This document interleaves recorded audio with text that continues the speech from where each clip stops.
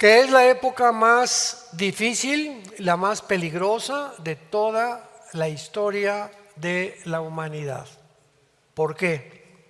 Bueno, siempre ha habido guerra, siempre ha habido degradación moral, etcétera, etcétera, pero hemos llegado a un punto donde ya la ciencia no es ciencia, donde ya se están tergiversando los valores de la identidad de género, donde están ya próximos a editar o a legislar, perdón, la pedofilia. ¿Se imaginan?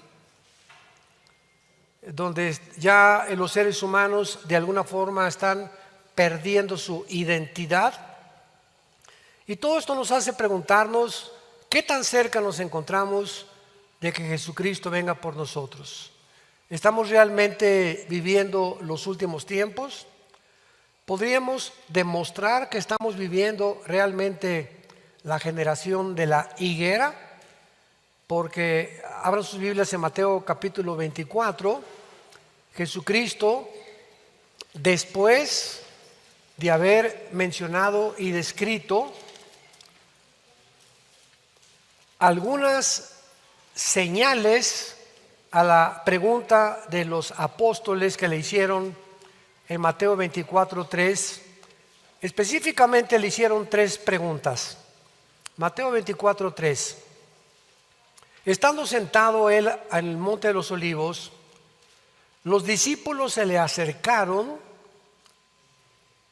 aparte diciendo: dinos, número 1, ¿cuándo serán estas cosas? Número 2, segunda pregunta, ¿qué señal habrá de tu venida? Y número 3, ¿qué señal habrá del fin del siglo? La primera pregunta la contestó Cristo inmediatamente en el versículo 29 y 30 del mismo capítulo. ¿Cuándo serán estas cosas? O sea, Cristo acababa de mencionar que el templo, que era admirado como una de las maravillas en aquel tiempo del mundo, el lujo del templo que había Salomón levantado, no iba a quedar piedra sobre piedra. Entonces quedaron los discípulos preguntándose a qué se refiere o cuándo serán estas cosas, las que acabas tú de mencionar. Y se cumplió en el año 70 después de Cristo, cuando Cristo menciona que no quedaría piedra sobre piedra, y cuando el general Tito de la Legión Romana, enviado por Vespasiano, el emperador romano, arrasó con Jerusalén. Pero las otras dos preguntas que le hicieron a Jesús es: ¿qué señal habrá de tu venida? Y las da en el versículo 29 y 30. El sol se oscurecerá, la luna se pondrá como de sangre, habrá fenómenos cósmicos, etcétera, etcétera. La segunda venida de Cristo viene con señales. Nosotros no estamos aquí. El arrebatamiento de la iglesia 7 años antes es inminente. ¿Qué significa inminente? Que el rapto o el arrebatamiento no hay ninguna señal. Perdón, puede suceder ahorita saliendo, en la noche, mañana, dentro de 2 meses o el año que entra. No sabemos el día y la hora. Pero la tercera señal es la que nos importa. ¿Qué señal habrá de que el mundo ya llegó al final? ¿Qué señal habrá de que realmente la humanidad ha llegado al fin? Cuando ya podamos de alguna forma saber, aunque no sabemos el día y la hora, que la humanidad se encuentra en la orilla de un abismo. Y eso lo vamos a contestar con las respuestas que Cristo les da en el versículo 6 al 9, al 8, perdón, 6 al 8 del mismo capítulo. Oirán de guerras y rumores de guerras. Miren que no se turben, porque es necesario. Las guerras son necesarias. ¿Lo podemos considerar, entender y asimilar? Porque dentro del cristianismo hay movimientos, entre comillas, pacifistas. Y hay iglesias que salen en las calles, ¿verdad? No a la guerra, la paz, etcétera, etcétera. Y pues yo creo que son discípulos de los Beatles, ¿verdad? Porque fue una de las canciones principales de John Lennon. Make peace, not war. hagan el amor y no la guerra. Pero si algún cristiano cree que las guerras van a terminar y que se van a lograr por medios diplomáticos o políticos, qué equivocado estás. Ahora, ¿por qué son necesarias las guerras? Aunque no todas son necesarias. Un ejemplo, la Segunda Guerra Mundial. Llegan los nazis, Hitler invade Polonia, Checoslovaquia, los ingleses se dan cuenta, Winston Churchill, el primer ministro de Inglaterra en aquel tiempo, de que realmente los nazis iban a seguir invadiendo Europa, previene a Estados Unidos, a Canadá y a Stalin en Rusia. Entonces se unen Rusia, Inglaterra, Canadá y Estados Unidos contra Japón, Italia y Alemania en la Segunda Guerra Mundial. Si no se hubieran unido los Estados Unidos y Canadá y Rusia para sacar a los nazis de Europa, el mundo no existiría todavía. Porque el nazismo como un veneno se hubiera esparcido y propagado por toda Europa y el mundo entero. Entonces fue una necesidad para poder defender a los inocentes y a las futuras sociedades que intervinieran con la violencia y con el uso de la fuerza. Otro caso, Saddam Hussein, presidente de Irak, invade Kuwait. Y cuando el presidente Bush, papá Bush, descubre que está próxima de apoderarse el petróleo, sabiendo que si Hussein lo dejan en Kuwait, pone de rodillas al mundo entero chantajeando a través del petróleo. Se formó una alianza de 29 naciones en 1990-91 más o menos, que se llamó la Operación del Desierto, para sacar a Saddam Hussein de Kuwait. Era necesario. Si no lo sacan, repito, un hombre se convierte en dictador y se hubiera adelantado al anticristo. Entonces sale corriendo Hussein, se regresa a Irak y ahí en Irak lo siguen persiguiendo, lo encuentran enterrado en un hoyo como de 1,5 metros de profundidad, lleno de barbas y lleno de piojos. Lo encuentran los soldados norteamericanos, lo sacan, lo entregan a las autoridades iraquíes, lo juzgan y lo ahorcan, sentenciándolo a la muerte. Fue necesaria la intervención de esta coalición. Mientras lleguemos al final de la historia humana, las guerras van a continuar. No son algo nuevo. Quiero leerles unas palabras que las traigo precisamente escritas aquí en mi Biblia, de un gran escritor llamado C.S. Lewis. Y este hombre, C.S. Lewis, escribió estas palabras en la Universidad de Oxford en 1939, cuando iba a comenzar la Segunda Guerra Mundial. Y dice así: C. Lewis escribe estas palabras: la guerra no crea ninguna situación absolutamente nueva. Simplemente agrava la situación permanente humana para que ya no podamos ignorarla. La cultura humana siempre ha tenido que existir bajo la sombra de algo más importante. Estamos equivocados cuando comparamos la guerra con la vida normal. La vida nunca ha sido normal. Ahora que vino la famosa pandemia, ¿se acuerdan? Que iba la nueva normalidad. O sea, por el amor de Dios, Virgen de todos los santos. Es que la vida nunca ha sido normal. Desde que el pecado entró a la humanidad, el ser humano ya no es normal. Dios envía a su Hijo Jesucristo hace 2000 años para que en la forma del Espíritu Santo entrara a tu vida y a tu vida y nos comenzara a volver normales, para que pudiéramos entender qué es la normalidad. Y una persona sin Dios, dice la Biblia, vive como un loco. Es locura el camino sin Dios. Entonces comenzamos a la normalidad cuando le permites a Dios trabajar en tu vida y dejarte guiar por las Sagradas Escrituras, comprendiendo que separados de Él. O sea, qué radicalismo de Jesús, ¿verdad? Si tú no caminas conmigo y tú no vas en mi camino y no me reconoces como la única verdad que hay, no hay dos verdades, no hay tres verdades, yo soy el camino, la verdad y la vida. Hay caminos que parecen derechos, pero su fin es camino de muerte. Entonces todos estos conceptos los tenemos que entender para saber y conocer el mundo. Dice otro dicho que tú no puedes conocer el mundo si no sabes quién se encuentra detrás de él. ¿Y quién se encuentra detrás de todo? Caperucita Roja, San Francisco de Asís, el Papa. Detrás del mundo se encuentra Satanás.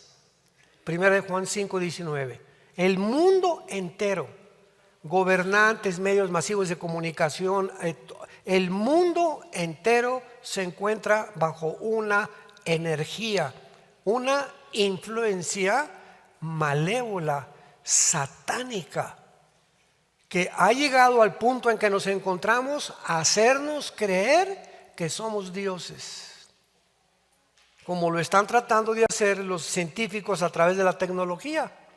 Vamos a crear un ser humano superior, vamos a crear vamos a mejorar la raza humana a través del transhumanismo. Vamos a inyectar ciertos chips al cerebro para que elimines los celos, el odio, la avaricia, etcétera, etcétera. En otras palabras, Dios, tú te equivocaste. Nosotros podemos crear y mejorar la raza humana mejor que lo que tú creaste. Es donde nos encontramos ahorita. Entonces la misma ciencia, usando la tecnología, creen que pueden realmente mejorar la raza humana. Y cuando caemos en esta trampa, nos damos cuenta, ¿verdad?, que no entendemos ni a la raza humana, ni por qué actuamos como actuamos, ni por qué somos tan fácilmente engañados. ¿Y cómo termina la Biblia? Apocalipsis capítulo 12, el diablo que engaña al mundo entero. Él es el maestro en el arte del engaño. Muy bien. Regresamos a Mateo 24 y vemos que Jesucristo enuncia como primera señal que es necesario que no nos asustemos, las guerras van a continuar hasta que Él regrese. Como dato interesante a los que les interese apuntarlo, de acuerdo al Instituto para la Paz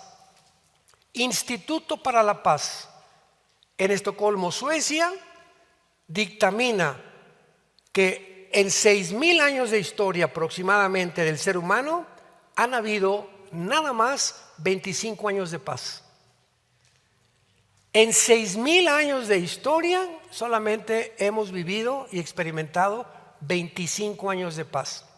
Desde que Caín mató a Abel, toda la historia humana son guerras, revoluciones, golpes de estado, papá contra mamá, esposo contra esposa, esposa contra esposo, hijos contra padres, padres contra hijos, etcétera, etcétera, etcétera, etcétera. Y cuando estamos viendo nosotros que no a la guerra, no nos hemos dado cuenta que la guerra está dentro de nosotros. Dice uno de los salmos, hay guerra dentro de tu corazón. Y mientras tú no hagas la paz con Dios, vas a seguir haciendo la guerra con tu esposa, con tu esposo, con tus padres, con tus amigos, y vas a continuar echando la culpa de lo que tú eres a las personas de tu alrededor o al medio ambiente, como lo estableció la famosa ideología freudiana, tu padrino Sigmund Freud, no, del medio ambiente, ¿verdad? Los niños, y pobrecito Harvey Oswald, el que mató al presidente Kennedy, él lo mató porque era un niño huérfano y estuvo en 3 orfanatorios y lo desechó su mamá, y lo echó un bote de basura, y pues él tenía que convertirse en un asesino. Pues entonces Harvey Oswald, si no lo hubieran matado, te vamos a llevar a un psiquiátrico, no te vamos a aplicar la pena de muerte porque eres víctima de las circunstancias. ¿Y la responsabilidad en dónde queda?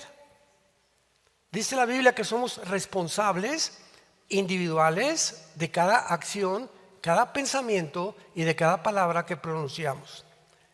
Mientras tú no entiendas que tú eres responsable de todo lo que tú eres, no me salgas con que mi mamá fue prostituta, mi papá le decían el fulano de tal de Querétaro porque era traficante de drogas, es que me violó mi papá y por eso soy como soy. Mientras no reconozcamos que somos responsables No de muchas acciones que si te violó tu papá, pues claro que no es responsable. Eres responsable de pedir ayuda al cielo. Como decía el dicho, viene el granjero podando todas las mazorcas y de repente se encuentra una mazorca chueca. Y cuando pasa a recoger la mazorca el granjero y echarla al fuego, la mazorca le grita al granjero: ¿por qué me echas al fuego si yo nací chueca? Yo no tengo la culpa de haber nacido chueca. Y le dice el granjero: no, tú no tienes la culpa de haber nacido chueco, tienes la culpa de no haber querido enderezarte.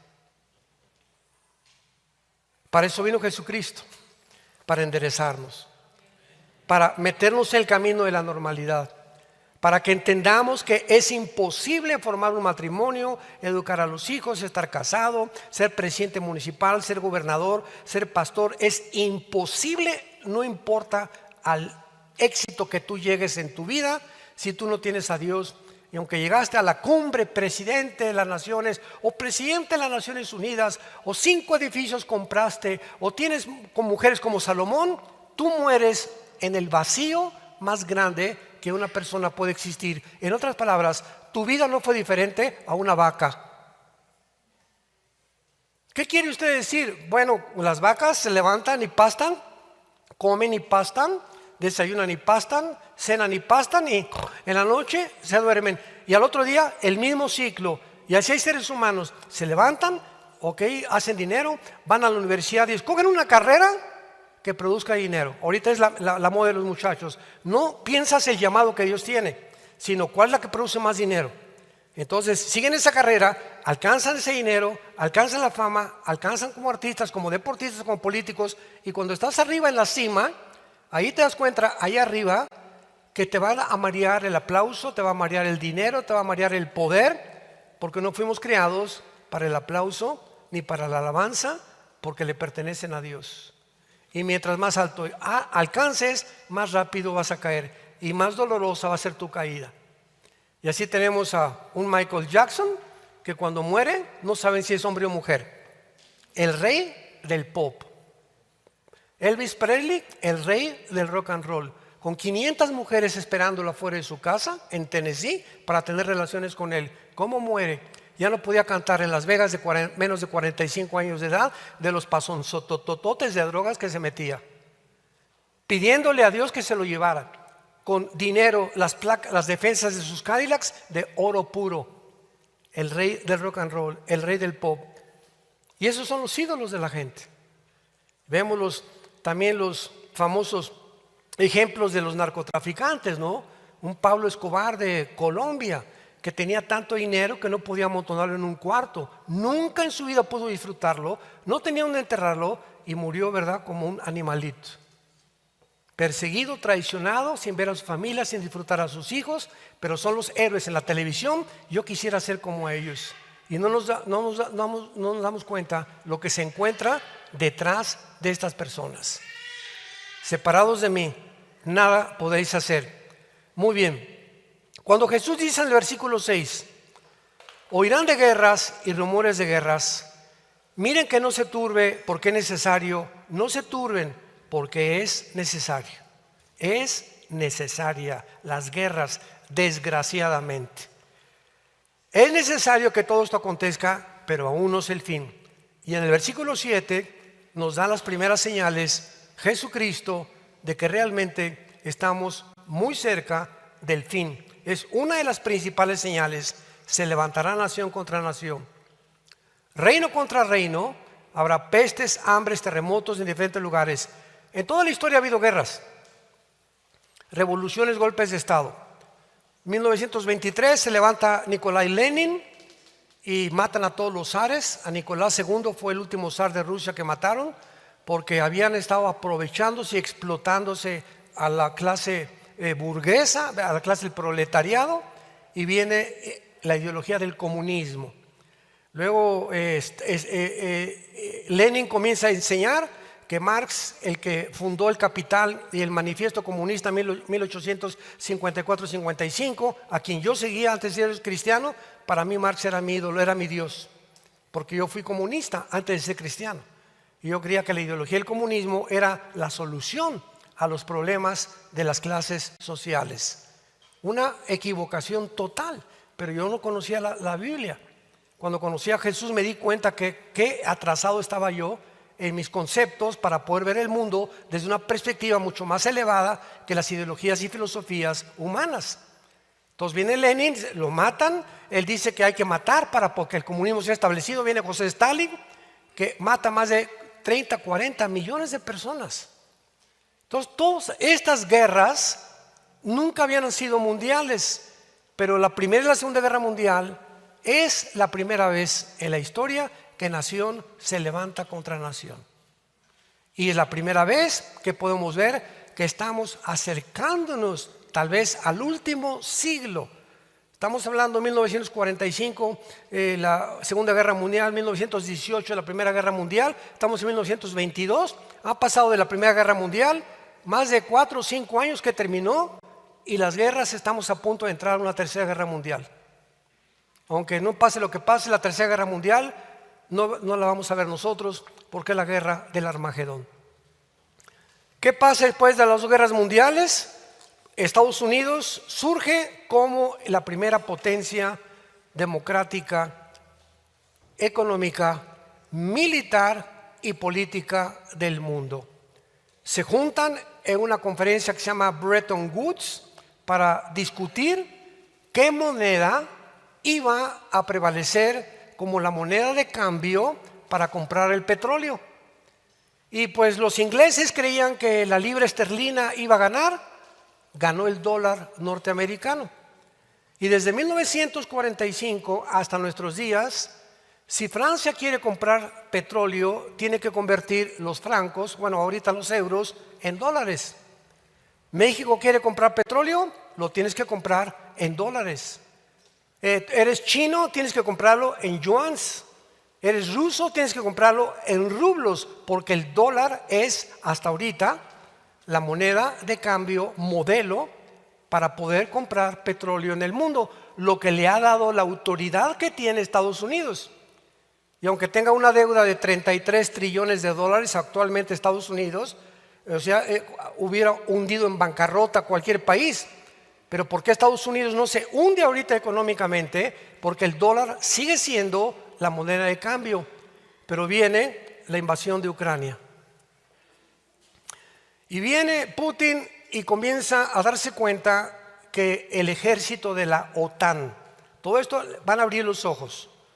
La OTAN es la organización del Tratado del Atlántico del Norte, la organización del Tratado del Atlántico del Norte, de naciones que en 1947 al 49 se unieron para tratar de impedir el avance del comunismo en Europa. Entonces se juntan estas naciones para formar el ejército de Europa. 1957, por primera vez, el Tratado de Roma, la Unión Europea. Comienzan a soñar, tenemos que unir a Europa, una moneda, un gobierno, un ejército. Llegamos al siglo XXI, Inglaterra les dice a la Unión Europea, adiós, el Brexit famoso. Yo no pertenezco a ustedes porque los impuestos son demasiados, queremos mantener la libra esterlina separada de Europa y separados de ustedes también. Y Europa comienza poco a poco a hundirse económicamente y España, Portugal, Italia y Grecia se hunden económicamente en el siglo XXI. Se hunden completamente. Y la única nación que sobrevive en Europa hasta hace un año es Alemania, seguida con Francia. Y Alemania, a través del Fondo Monetario Internacional, comienza a ayudar a las naciones europeas a salir de la bancarrota económica en la que se encuentran. Pero ¿qué pasa después? Que se le acaba el dinero a Alemania y a Francia. Y viene Putin, invade Ucrania, y entonces Putin dice, la OTAN, ayudada por Estados Unidos, con el presidente actual Joe Biden, tratan de seguir hacia Europa y conquistar el noroeste, el norte, nororiente de Europa, que es Finlandia, Estonia, Lituania, Kirguistán, Kazajistán, Afganistán y todas las naciones magogitas que se encuentran al sur de Rusia, junto al mar Caspio y el mar Negro. Entonces dice Putin, yo no puedo permitir que se metan a Ucrania y Estados Unidos meta misiles apuntándome a Moscú, que van a llegar en 15 minutos. Entonces manda 150,000 soldados Putin a rodear Ucrania para comenzar a decirle al mundo, no se acerquen, Ucrania es de nosotros. Ucrania siempre ha sido rusa, pero ahorita Zelensky, que es el presidente, que es judío, es uno de los que están promoviendo más a los nazis. Ucrania está llena de nazis, amigos de los nuevos nazis de Alemania. Entonces entra el presidente Biden y da una noticia: vamos a sancionar económicamente a Putin para que ya no siga avanzando y para detenerlo en cuanto a sus planes de expropiación de Ucrania. ¿Y qué recomienda el presidente Biden? Que ya las naciones europeas no compren en rublos, que no hagan transferencias en el SWIFT, que es el método para transferir dinero de compañía a compañía o de banco a banco, congelar las cuentas bancarias en Europa de Rusia. Y cuando hacen todo esto, Putin dice, ja, ja, ja, ja, ja, jo, jo, jo, jo. Qué tontos son. Se les ha olvidado que el 65% del gas yo se los proveo a Europa. O sea, ¿cómo fueron tan tontos, para no decir otra palabra, las que decía Pancho Villa, para haber tratado de creer que las sanciones económicas iban a detener a Putin para que no invadiera Ucrania o para que no continuara con sus planes de invasión de otras naciones? Y estas sanciones económicas, aparte de que Putin tiene el gas que controla a Europa, China se une con Putin y le dice, ¿verdad, Xi, el presidente de China? No te preocupes, yo te compro el petróleo, lo que tú deseas.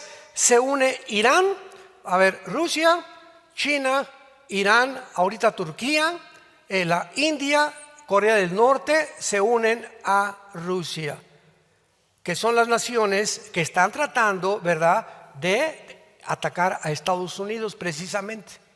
Desde que el presidente Trump le dijo a China, ya no quiero que vendan aquí productos chinos porque al ratito todo va a ser chino en Estados Unidos, ¿verdad? Viene Biden y cambia la política y se le voltea al revés.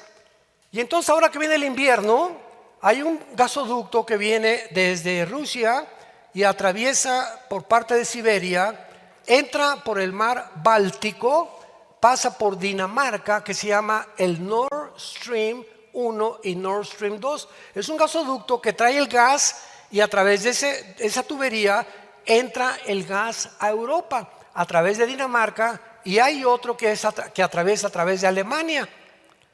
Entonces Putin, ¿verdad?, les dice, pues les voy a comenzar a cerrar el gas, y comenzó a cerrarles el gas. Y Europa, ahorita Europa es un caos. Espérense lo que va a pasar la semana que entra o en este mes en Europa. Van a haber insurrecciones, van a asaltar las tiendas, van a haber protestas por todos lados, la gente se va a volver como loca, ¿verdad? Porque imagínense ustedes pasar el invierno sin el gas.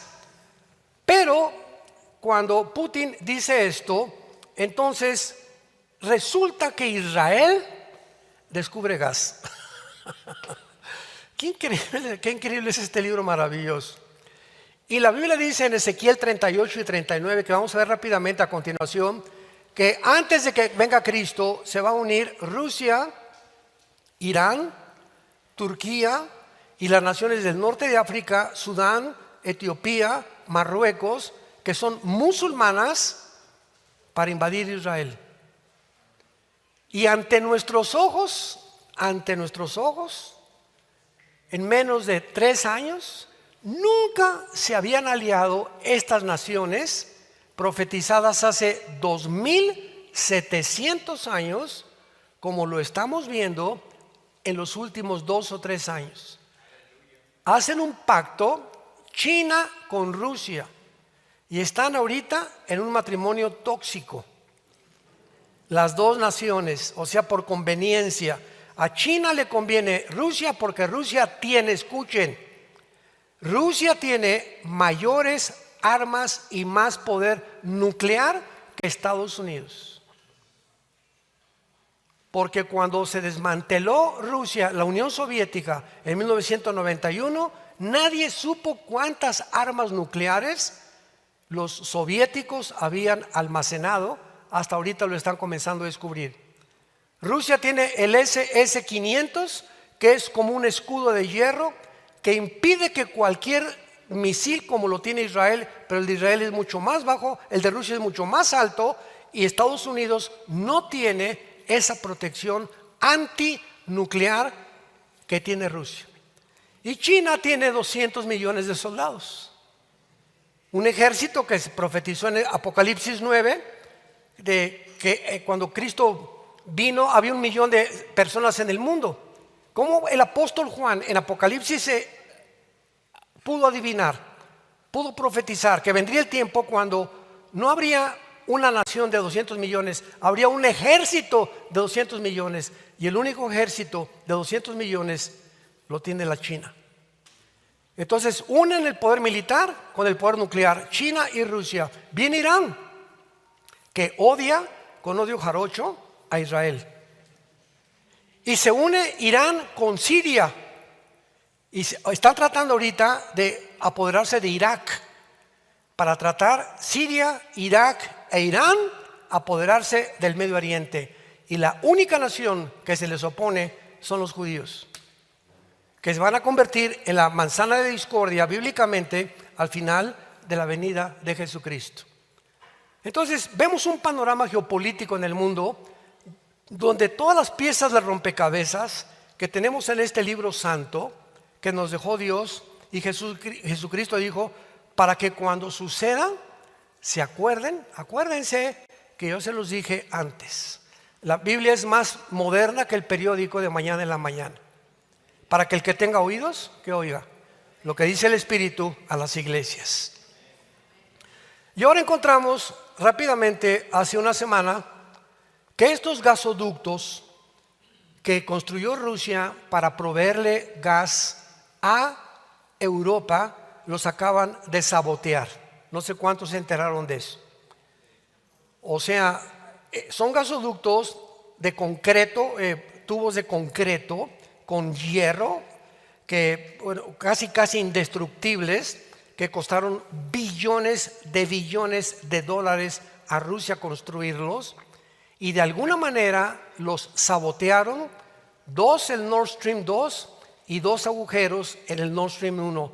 Para ello tuvo que venir un equipo profesional de Navy SEALs, que es un grupo especializado en la infantería y marina norteamericana, que son buzos, que pueden bajar porque está ahí 60 a 70 metros de profundidad donde sabotearon los gasoductos. Entonces tuvieron que bajar los buzos, poner cargas, y explotaron, y se ve la mancha en el mar, ¿verdad? Ya los han publicado, las manchas inmensas, casi de 1 kilómetro, como si fuera una bomba atómica que voló los gasoductos. Ok, el mundo se asustó y comenzaron los politólogos, los medios de comunicación, a tratar de adivinar quién había sido. ¿Quién creen ustedes que fue? Blancanieves. De ninguna manera, ¿verdad? Decían, bueno, es que fue Rusia. Sin embargo, como dice César Vidal, yo lo considero el historiador cristiano más grande de esta época, Daniel Stulin, que es ruso pero que tampoco es cristiano. Todos estos expertos en la geopolítica del mundo dijeron, ¿cómo es posible que Rusia haya sido cuando lo único que tiene que hacer Putin es cerrar el gas? O sea, es absurdo creer que fue Rusia. Número uno. Número dos, el mar Báltico está rodeado por barcos de la OTAN. Y estos buzos tuvieron que haber llegado en barco, no pudieron haber nacido de Dinamarca o de Siberia, todo más de 15, 30 kilómetros para llegar a 70 metros y volar eso, ¿verdad? Porque tenían que haber, mientras le ponen 5 minutos a la bomba de tiempo, tienen que tener el tiempo para poder salir del mar y que no los vaya a agarrar la explosión. Entonces la única explicación es que hace 2 semanas el presidente de Estados Unidos, ahí está, yo traigo el video, dijo lo siguiente: si Rusia invade Ucrania o sigue invadiendo Ucrania, acordémonos que tenemos dominio sobre el Nord Stream 2. Por el amor de Dios, no, ya se ventaneó pero gacho.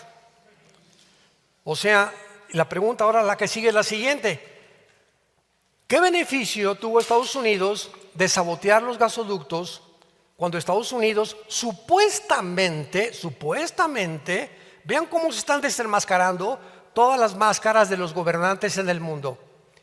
¿Qué beneficio tenía Estados Unidos cuando supuestamente Estados Unidos apoya a la Unión Europea? Y contra la guerra de Ucrania se unió la Unión Europea, le hicieron caso al presidente Biden con la OTAN para bloquear la economía de Rusia y se les volvió el tiro por la culata. Fue la peor decisión que haya tenido el presidente de Estados Unidos. Europa acaba de descubrir ahora, pues que para qué le hicieron al viejito, ¿verdad? Porque ya lo calificaron una persona que ya está completamente mal de sus facultades mentales, el presidente de Estados Unidos. ¿Por qué le hicieron caso? Porque no es él el que maneja la política, es alguien detrás de él. ¿Qué beneficio tiene Estados Unidos? Simplemente el siguiente: damas y caballeros santos de Dios, por primera vez en la historia, siempre ha habido guerras, nación contra nación, Primera Guerra Mundial, Segunda Guerra Mundial. Esta es la primera vez en la historia en que se enfrentan el Oriente con el Occidente. Los dos hemisferios del planeta frente a frente, y los dos queriendo dominar el mundo. Desde la Segunda Guerra Mundial, la Guerra Fría, que terminó en el 91, y que Estados Unidos creyó que cuando cayó el comunismo, ya el capitalismo, la democracia, vamos a vencer, ya no hay nadie que se nos oponga, ¿verdad? Se voltearon las cosas. Putin vuelve a levantar a la antigua revolución soviética, vuelve a levantar a las naciones repúblicas, Kirguistán, Kazajistán, Kazajistán, Uzbekistán, que pertenecen al sur de Rusia y que son el 30% del territorio que perdió la Unión Soviética en la caída del comunismo. Y Putin tiene el mismo sueño que tienen todos los dictadores, y el mismo sueño lo tiene Estados Unidos: la guerra por el mundo. Hemos llegado con la tecnología, los misiles y todo lo que tenemos. ¿Quién va a ser el dueño del mundo? Nunca va a permitir Estados Unidos que sea Rusia. Nunca va a permitir Rusia que sea Estados Unidos. China no va a permitir que se metan con Rusia, ni de chiste. Y la Unión Europea ahorita se queda como el patito o como el perro de las dos tortas, sin Rusia y sin Estados Unidos. Ahorita abren los ojos Europa y dicen: nos traicionó Estados Unidos. Ellos volaron el gasoducto. ¿Para qué?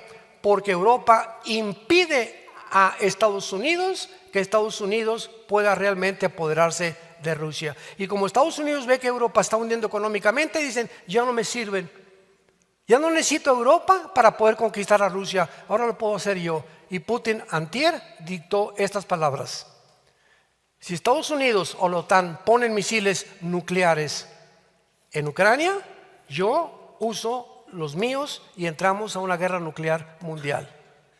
No lo voy a permitir de ninguna manera. Este panorama nos muestra la olla express en la que el mundo se encuentra. La tecnología, ¿para qué nos sirvió? El conocimiento, ¿para qué nos sirvió? El intelectualismo, ¿para qué nos sirvió? Los avances médicos, ¿para qué nos sirvieron?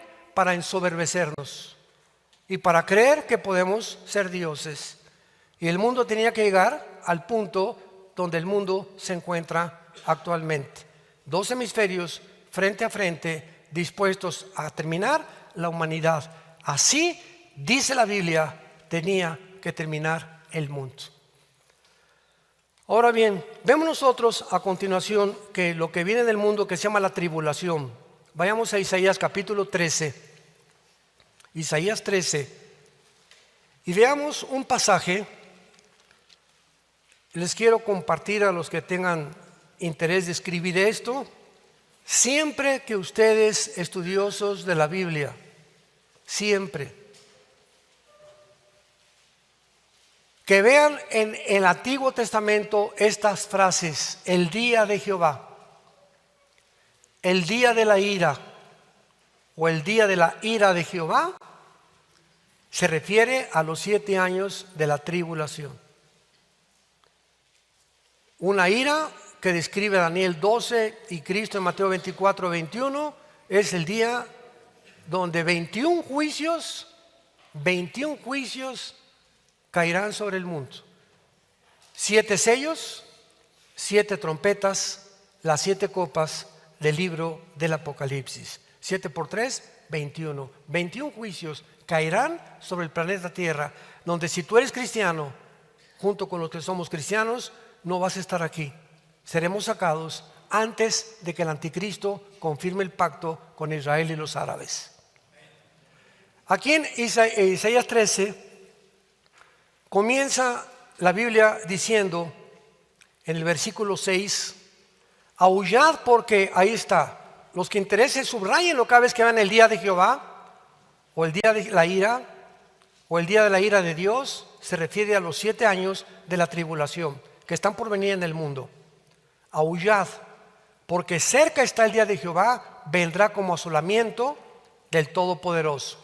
Versículo 9: he aquí el día de Jehová viene, terrible y de indignación y ardor de ira, para convertir a la tierra en soledad y raer en ella a sus moradores o a los pecadores. Por lo cual las estrellas de los cielos y sus luceros no darán su luz, el sol se oscurecerá al nacer y la luna no dará su resplandor. Castigaré al mundo por su maldad, a los impíos por su iniquidad, y haré que cese. ¿Qué pecado menciona la Biblia? La soberbia. La soberbia. ¿Por qué la soberbia? Fue el pecado que hizo caer a Lucifer. La soberbia. ¿Qué es la soberbia? Creerme Dios. Yo no te necesito, yo tengo mis 10 mandamientos. Yo no necesito que tú me digas cómo ser padre ni cómo ser madre. Yo no necesito que tú me digas cómo manejar mi empresa o mi bufete de abogados, ni mi despacho de arquitectos, ni mi taller de carpintería. Yo no te necesito para que te metas en mi taller de plomería. Tú no tienes que meterte para que me digas cómo gobernar México, ni cómo gobernar o ser diputado, o ser agente del Ministerio Público, o ser policía, o ser deportista, o ser cantante. No te metas conmigo, yo puedo hacerlo todo. Eso es la soberbia, creer que tú puedes hacerlo todo sin Dios. Esa es la soberbia. Creemos que la soberbia es una persona que anda así, ¿verdad? Que vea aquí, ¿verdad? Es presumido. La soberbia es creer que tú puedes. Y Jesús dijo: separados de mí. ¿Separados de mí? ¿Qué es nada? Cero. No te atrevas a hacer ningún proyecto, ningún plan sin considerar a Dios en tu vida, por el amor de Dios. Haré que cese esta arrogancia y abatiré la altivez de los fuertes. Versículo 13: haré estremecer los cielos y la tierra se moverá de su lugar en la indignación de Jehová y de los ejércitos, en el día del ardor de su ira. ¿Quién les dijo, señores ateos, agnósticos y escépticos que nos visitan o que nos ven por la televisión? ¿Quién le dijo al profeta Isaías hace 2700 años que la tierra podía moverse de su lugar? Hasta 1610, 1615, Galileo Galilei comenzó a usar los telescopios y descubrir que somos nosotros que giramos alrededor del sol. Antes querían que era el sol que giraba alrededor de la tierra. Y hasta que se descubrió con otros telescopios que la tierra tiene una inclinación de 23 grados y medio sobre su eje. La tierra no está así, la tierra está así, 23 grados y medio sobre su eje. ¿Quién le dijo a Isaías hace 2700 años, pruebas científicas, que la tierra podía moverse de su lugar? En otras palabras, si se inclina 2 grados a la izquierda o a la derecha, viene completamente las erupciones volcánicas, terremotos, tsunamis, acaba la destrucción del ser humano. En el día de Jehová vendrán estos juicios catastróficos escritos por Dios. Y dice el versículo: en el día del ardor de su ira. Así que vemos nosotros que la tribulación a la que estamos entrando el mundo actualmente, cuando el anticristo aparezca en Europa o el Medio Oriente para confirmar el pacto, el mundo ha llegado a su final. Y simplemente el mundo llegó a su final por una sola razón. Lo encontramos en Isaías 24, escrito hace 2700 años aproximadamente. Isaías 24, versículo del 3 al 6. Abran los ojos, pueblo de Dios. La tierra será enteramente vaciada, completamente saqueada, porque Jehová ha pronunciado esta palabra. Se destruyó, cayó la tierra, enfermó, cayó el mundo, enfermaron los altos pueblos de la tierra. Y la tierra se contaminó bajo sus moradores. Vean las tres razones. Las tres razones que describe el Espíritu Santo por lo cual hemos llegado a donde estamos ahorita. Número 1, porque traspasaron las leyes. 2, falsearon el derecho. 3, quebrantaron el pacto sempiterno. Cuando Dios llamó a Israel, le dijo Dios a Moisés: Moisés, voy a formar una nación entre ustedes, no son más inteligentes que los demás, simplemente les voy a entregar a ustedes mis leyes para que ustedes las distribuyan en el mundo entero y sepa el mundo que yo soy el Dios verdadero. Moisés, te voy a entregar, número 1, las leyes morales. No cometerás adulterio, no te acostarás con alguien que no es tu esposa, no tendrás sexo antes del matrimonio. Son las leyes prohibidas que dijo Dios, no las traspases. Tú traspasas mis mandamientos y vas a recibir las consecuencias.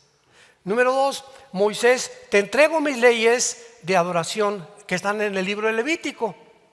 Y ahí les enseñas quién soy yo y cómo deben acercarse a mí. Pero como el ser humano ignora estas leyes, inventamos las religiones. ¿Qué son las religiones? Sistemas humanos inventados por nosotros para saber cómo acercarnos a Dios. Y concluimos, todas las religiones llevan a Dios. Alá del Islam es igual a Jehová del cristianismo. Los hindúes tienen millones de dioses. Los budistas son ateos. ¿Y cómo se considera una religión si son ateos? Yo creí que la Biblia era un libro religioso. Espérame tantito, el comunismo también es una religión. Vean cuánta ignorancia hay de la gente y de los medios de comunicación.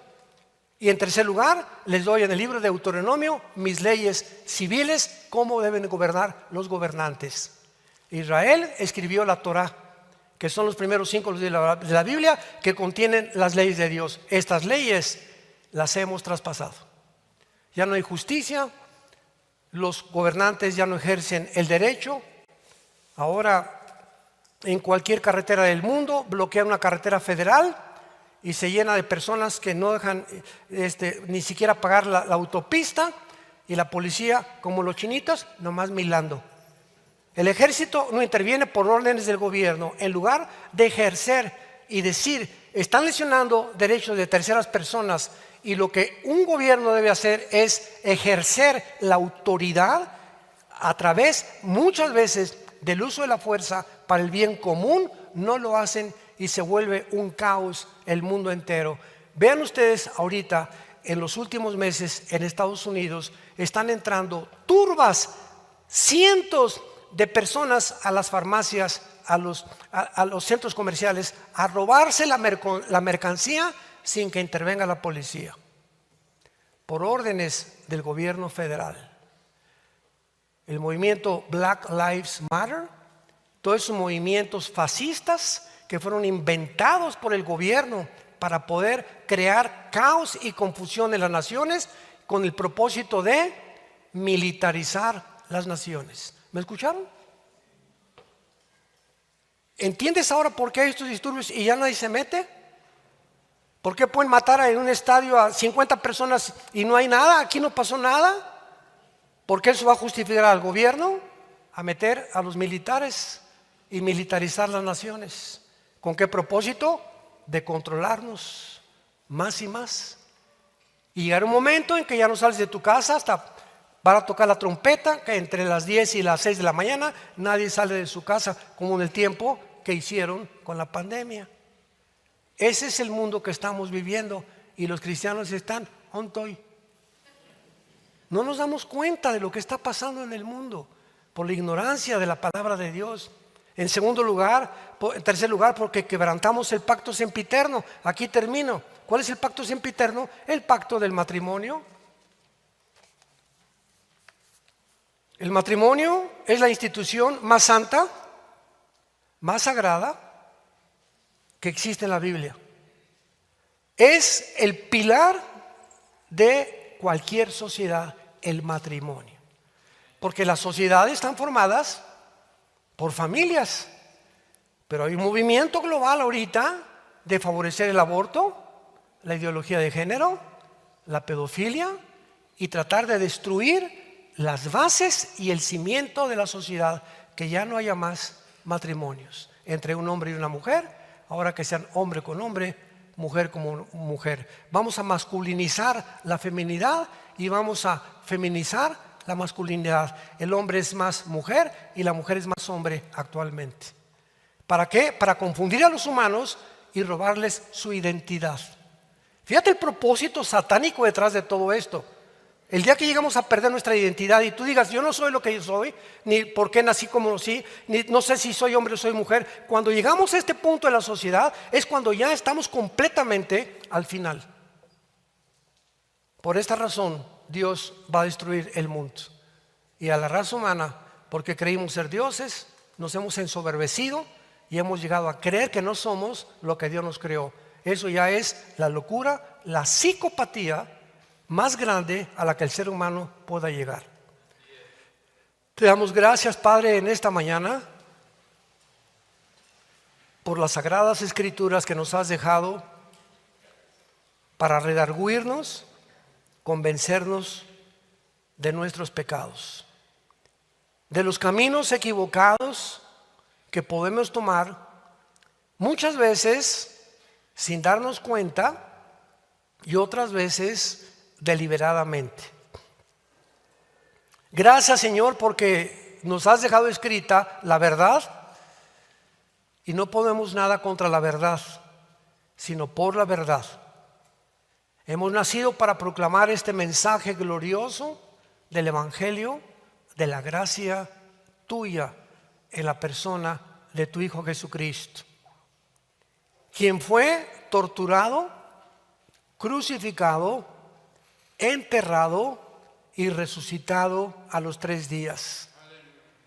Y ahora se encuentra sentado junto a ti en las alturas, esperando el tiempo que viene por nosotros. Fue las promesas que él hizo a sus discípulos: no se turbe vuestro corazón. Si creen en Dios, en la casa de mi Padre hay muchas moradas, me tengo que ir, les dijo hace 2000 años, me tengo que ir de este mundo a prepararles un lugar para ustedes. Pero voy a regresar y los voy a tomar a mí mismo, para que donde yo esté, ustedes estén conmigo. No permitas que nada en el mundo te robe tu paz. Nunca te voy a dejar, nunca te voy a abandonar. Estaré contigo hasta el final de los tiempos. Aunque andes en caminos de valles de muerte, no tengas miedo del hombre, ni de las circunstancias, ni del diablo y sus demonios, porque mayor es el que está dentro de ti que el que está en el mundo. Ustedes son mis hijos, ustedes son mi pueblo. Yo di mi vida por ustedes en una cruz, y nada ni nadie, ni desnudez, ni pobreza, ni guerra nuclear, ni la caída del petróleo, ni la caída del dinero, nada ni nadie los podrá separar de mi amor, un amor eterno con que te he amado. Confía en mí, hijo mío, confía en mí, hija mía. Estoy contigo, no desmayes, anímate. Si te has caído del caballo, no te quedes en el suelo. Yo no me sorprendo que te hayas caído del caballo, me sorprende y me duele que te quedes tirado en el suelo. Levántate, no importa lo bajo que hayas caído, súbete al caballo otra vez. Toma el escudo de la fe y la espada del Espíritu. Conviértete en ese guerrero para lo cual te envía al mundo a proclamar las buenas nuevas de la gracia de Dios en la persona de Jesucristo. Y si alguien en esta tarde no está seguro de su salvación, dile a Dios estas palabras con todo tu corazón: te pido perdón por mis pecados. Creo que en la cruz tu Hijo pagó con su sangre por mis pecados. Creo que a los 3 días resucitó de los muertos. Y te pido, Jesús, porque creo que vives, que en este instante entres a mi vida. Te recibo como mi Señor y mi Salvador. Y gracias por la esperanza que me das, que el día que yo muera, moriré en paz. No importa la hora que me llames a casa, tendré paz, porque sabré que simplemente volveré a abrir mis ojos y veré tu rostro, rodeado de tus santos ángeles, para vivir eternamente a tu lado. Gracias por el valor que me infundes, la vida eterna que me das y el poder para testificar que Jesucristo es el Señor. En su nombre precioso oramos, amén. Gracias a Dios por esta palabra. Gracias a Dios por la palabra de Dios. Gracias, Señor, por la Biblia. Aquí hay alguien que hizo esta oración en esta mañana recibiendo a Cristo por primera vez en este grupo de personas. Puro teólogo. A ver, de este lado de la derecha, alguien, gracias a Dios, gracias, que Dios los bendiga. ¿Alguien más aquí en este lado? Dios te bendiga. ¿Alguien más? Mira cuántos jóvenes. ¿Quién más en esta tarde? Gracias, que Dios los bendiga. Allá atrás también. Aquí de este lado, ¿quién invitó a Cristo? Que Dios la bendiga. Gracias a Dios. ¿Alguien más? Qué lindo que un matrimonio se tome la mano los dos y digan: hoy invitamos a Cristo y vamos a comenzar a caminar con Él de aquí hasta el final. Qué hermoso que un matrimonio puedan los dos dar este paso de fe. ¿Alguien más en esta sección por acá? ¿Todos cristianos? Gracias a Dios.